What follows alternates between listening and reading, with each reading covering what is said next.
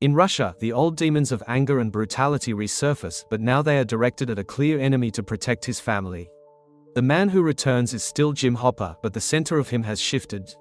His entire motivation is crystal clear: get home to Elle and Joyce. Every punch thrown, every hardship endured, is fueled by that clear love, not by a fog of grief. When he is finally reunited with Elle, the hug is not just a reunion, it is the proof that the cycle is broken.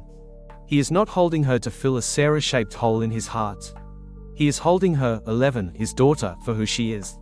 He has walked through fire, literal and emotional, and emerged not as the broken man he was, but as a man rebuilt by love. Jim Hopper's story teaches us that trauma can shape a person, but it doesn't have to define their forever. Change is possible not through some sudden magic, but through the daily, difficult choice to show up for someone you love, to face the pain instead of running from it, and to build something new from the rubble of the old. For Hopper, that something new was a family, and in saving 11, he finally saved himself. The story of Jim Hopper in Stranger Things is a quiet and powerful lesson about how people can carry pain for years, how that pain can shape them into someone they don't even recognize, and how the simple, stubborn love for a child can force them to finally change. To understand Hopper is to understand a cycle of trauma, a loop of loss and anger and self-destruction that he ran in for years, until a girl with a shaved head and superpowers crashed into his life and gave him a reason to break the pattern.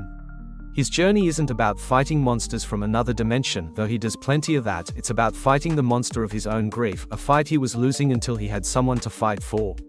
When we first meet Hopper, the chief of police in the small town of Hawkins, Indiana, he is a man sleepwalking through his own life. He wakes up, takes pills, drinks, goes to work, and does the bare minimum. His home is a mess, his personal life is empty, and he uses sarcasm and grumpiness to keep the world at a safe distance. This isn't just a personality trait, it is the scar tissue from a deep, unhealed wound. Years before the show begins, Hopper and his wife lost their young daughter, Sarah, to a devastating illness. Her death shattered him. It ended his marriage and, in many ways, ended his future. He responded to this unbearable pain by shutting down. He built walls around his heart so high that nothing could get in to hurt him again. But in doing so, he also trapped himself inside with his grief, where it festered and turned into a constant, low-grade anger and a habit of running away from anything emotionally difficult. This is the foundation of his trauma cycle: a profound loss, followed by emotional withdrawal, followed by self-medication and isolation. He repeats these steps every single day, a miserable routine that keeps him numb but also completely stuck. Then, in the fall of 1983, two things happen that begin to crack his shell. A young boy named Will Byers goes missing, and Hopper, beneath the laziness, is still a good cop. The investigation forces him to engage, to care about something outside his own misery. And more importantly, during this search, he stumbles upon a much bigger secret: a government laboratory and a mysterious girl known only as 11. Elle is the living embodiment of a different kind of trauma, not illness, but brutal experimentation and neglect. She is scared, powerful, and utterly alone. When Hopper finds her hiding in his cabin, something ancient and buried within him stirs. Here is another lost child. He sees, in her silent fear and her wide, confused eyes, a reflection of a need he thought he could never address again: the need to protect. Initially, his actions are a mix of pity, practicality, and his old patterns. He hides her to keep her safe from the bad men, yes, but his methods are flawed. He keeps her locked in the cabin, a prisoner for her own good. He brings her food, buys her clothes, but communicates in gruff, short sentences. He is repeating his own cycle of isolation, this time imposing it on her. He is so afraid of losing another daughter that his first instinct is to control the environment completely, to eliminate any risk, even if that means eliminating her freedom and happiness. He yells, he makes rules, he slams doors. He is, in those early days in the cabin, not a good father. He is a traumatized man, unintentionally traumatizing the child he is trying to save, because controlling the situation feels safer than opening his heart to the potential of hurt. The turning point, the moment the cycle truly begins to break, comes from Elle herself. Her quiet resilience, her unconditional trust in him despite his gruffness, and her own fierce love chip away at his walls. She doesn't see the lazy chief or the grieving drunk, she sees Hop.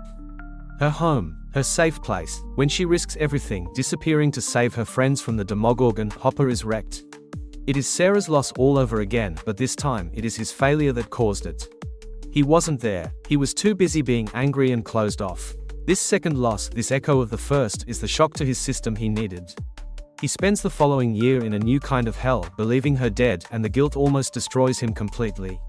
But when he learns she is alive, trapped in the upside down, everything changes. The old Hopper would have maybe given up, succumbed to the despair. The new Hopper, the one who has now felt the specific love of being a father again, fights. He organizes her rescue with a desperate, focused energy we have never seen in him before. Getting her back isn't enough, he knows he must do better. So, for the next year, he tries. Really tries. This is where we see the cycle break in the small, daily actions.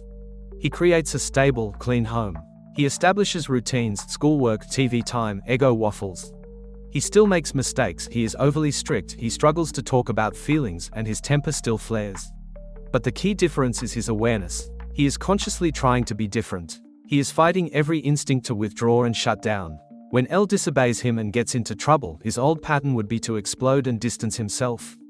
Instead, he sits with her, he tries to explain his fear, he grounds her but makes sure she knows she is still loved. He endures the chaos of her teenage years, her fights with Mike, her rebellious moments, not with detached anger but with a frustrated, engaged concern. He shows up. He goes to parent-teacher conferences. He threatens her boyfriend in a way that is both hilarious and deeply, fundamentally paternal. His love is no longer expressed just through protection, keeping her locked up, but through nurturing, guidance, and the hard work of building trust. He breaks his pattern of isolation by building a family unit, however unconventional, with Elle and later, with Joyce. He trades numbness for the exhausting, messy, and beautiful reality of being needed. The ultimate test of his change comes in Starcourt Mall. Faced with the sacrifice play, the chance to close the gate and save the town and Elle, he doesn't hesitate. But his letter to her, which we hear later, reveals everything. The old Hopper, the one before Elle, would have made that sacrifice with a sense of grim fate, a final surrender to a world that took everything from him. This Hopper makes the sacrifice with profound regret and a heart full of love. He writes about his flaws, his fears of not being a good dad, his hopes for her future.